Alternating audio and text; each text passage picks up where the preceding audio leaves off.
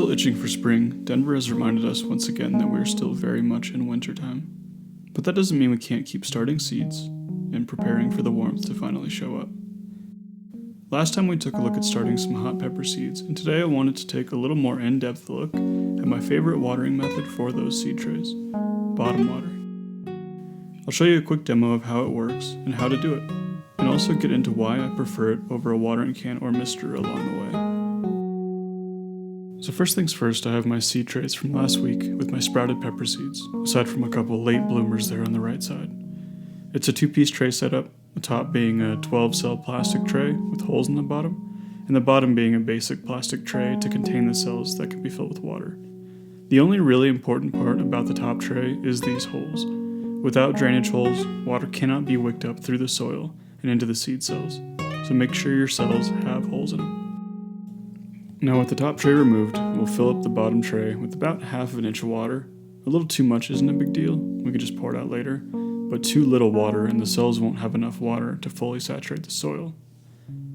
And all you have to do now is set your seed cells back into the watering tray and wait. There's really nothing complicated or difficult about this method, though it does take longer than watering with the can would. Typically takes about 20 minutes for the water to fully wick up through the soil, but nobody wants to watch that, so here's a quick time lapse of how it ends up looking. It's really satisfying to me to see it all become saturated over time. Two of the reasons I really like this method are evident here. It's really easy, and it gives your seedlings a nice consistent amount of water throughout the whole cell. Top watering can leave you with dry spots, and misting doesn't really penetrate down deeply to the roots at the bottom of the cells.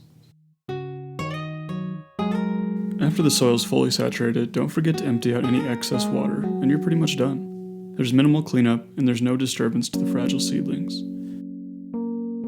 Watering from the top can damage the young stems, and seedlings aren't always the best at recovering from damage early in their development. Keeping the seedlings as healthy as you can is really important in the early stages of their lives, so this bottom watering kind of takes away some of the human error that might occur.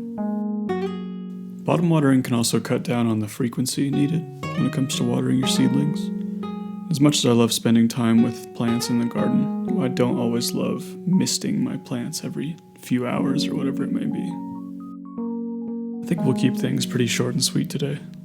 There's still not a whole lot going on, as you can see with snow on the ground, and it's a little too early to start most of our seeds, so still kind of in that waiting game period.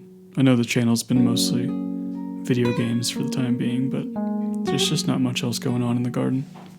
I really can't wait to actually be able to get outside and start digging things up and building trellises and everything. But we'll see.